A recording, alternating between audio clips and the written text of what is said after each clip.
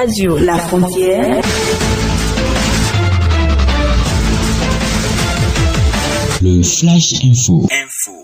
Bienvenue à ce condensé de l'actualité, chers internautes.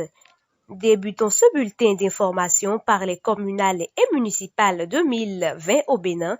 Les 5 partis politiques en lice pour les communales du 17 mai 2020 ont participé au tirage au sort de leur positionnement sur le spécimen du bulletin unique et du tirage au sort. On retrouve un cercle avec le bloc républicain en première position, suivi de l'Union progressiste à gauche, de l'UDBN à droite, complètement en bas, le parti FCBE, qui est suivi du PRD. Il faut noter que ces élections se dérouleront dans des conditions très spéciales. Des mesures exceptionnelles sont annoncées pour contourner la pandémie de la COVID-19 qui sévit à travers le monde.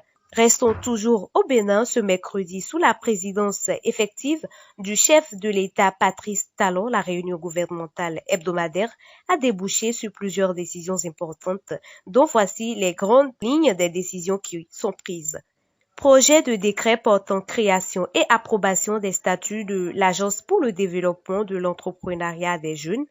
Projet de décret portant création et approbation des statuts de l'Agence nationale pour les prestations aux établissements scolaires publics, attribution, organisation et fonctionnement du ministère du Travail et de la fonction publique, mise en place du comité de pilotage du projet de construction et d'équipement du laboratoire de référence pour le contrôle de la qualité des produits de santé et de l'eau. Modification du décret numéro 2019-553 du 4 décembre 2019 portant traitement et régime indemnitaire applicable aux membres de la Commission béninoise des droits de l'homme. Mise en œuvre du projet d'accès durable et sécurisé du Bénin à l'énergie électrique. Mesures d'assainissement et de réhabilitation des lacs Ayémé, Nokoué, de la lagune de Porte-Novo et leurs chenaux. Réalisation des études techniques complémentaires en vue des travaux de dragage, réhabilitation prioritaire pilote du carrefour critique de Djondji-Ronklou dans la zone du lac Ayémé et ses chenaux.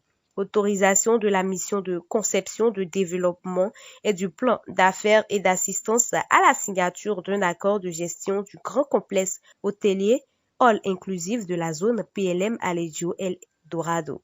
C'est tout pour les grandes décisions du Conseil des ministres. Nous volons pour la Maison Blanche. C'est des jardins de cette maison que Donald Trump, ce mardi 14 avril, a annoncé couper sa contribution financière à l'OMS. En effet, Washington juge que l'OMS a commis de nombreuses erreurs, n'a pas fait son travail dès l'apparition du coronavirus en Chine. Pour lui, si l'OMS avait envoyé des experts médicaux en Chine pour étudier objectivement la situation sur le terrain, l'épidémie aurait pu être contenue à sa source avec très peu de morts.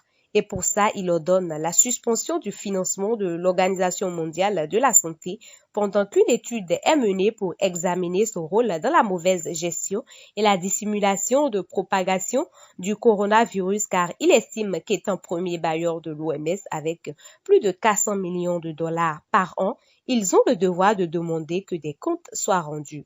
Cette étude dont il parle se fera sur 60 à 90 jours. Nous volons à présent pour la France. On va se tenir ensemble, agir pour nos pays et c'est déjà très dur. On doit absolument aider l'Afrique à s'en sortir. C'est un devoir moral humain pour l'Afrique et pour nous. Ce sont là les propos de Emmanuel Macron dans une interview exclusive accordée à RFI ce mardi 14 avril 2020. Le président français explique sa stratégie pour aider l'Afrique à faire face à la pandémie du Covid-19. Il compte à court terme un moratoire sur la dette contractée par les pays africains et à long terme une annulation massive de cette dette et dans ce sens, il a enclenché avec des leaders africains un travail qui est la mobilisation pour l'Afrique et partenariat avec les leaders. Quelques jours plus tôt, le président Ramaphosa par téléphone s'est entretenu avec Emmanuel Macron et plusieurs dirigeants, les présidents Abiy Ahmed, Paul Kagame, Macky Sall, Ibrahim Boubacar Keïta et Moussa Faki. le président de la Commission sur des propositions de Macron. Et aujourd'hui, l'Espagne, le Portugal et quelques autres leaders européens du G20 sont inclus. Entre autres propositions du président Emmanuel Macron, nous avons monté les capacités et ce dont les systèmes de santé ont besoin, c'est-à-dire plus de lits et de respirateurs, plus qu'ils n'en font déjà pour leur propre système et pouvoir en fournir à leurs partenaires de l'Afrique. Accélérer les essais cliniques pour un traitement et le vaccin qui sera une fois trouvé, diffusé en même temps dans les continents. Il ne sera donc pas question d'histoire de propriété intellectuelle, ni d'histoire de délai, ni d'histoire d'argent, mais plutôt produire en grande quantité le vaccin dès qu'il sera trouvé pour permettre aux pays développés comme aux pays en développement et aux pays pauvres d'y avoir accès dans les meilleurs délais. Parlons toujours Covid-19, le pétrole subit aussi le contre-coup de l'économie planétaire. Cette année, la demande mondiale subira un effondrement historique de 9,3 millions de barils par jour selon les prévisions de l'Agence internationale de l'énergie. 4 milliards de personnes confinées, les industries et les transports à l'arrêt, la crise du coronavirus détruit le monde du pétrole. Les prix du pétrole sont en net recul et les stocks s'accumulent.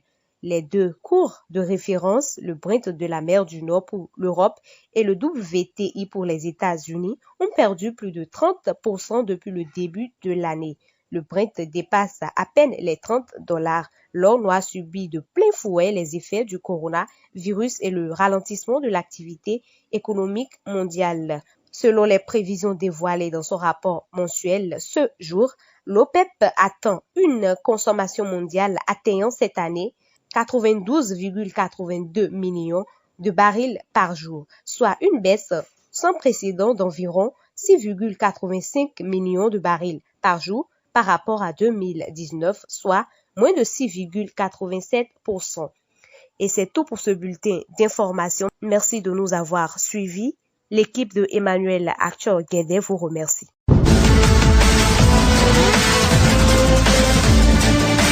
Radio La Frontière. Le Flash Info.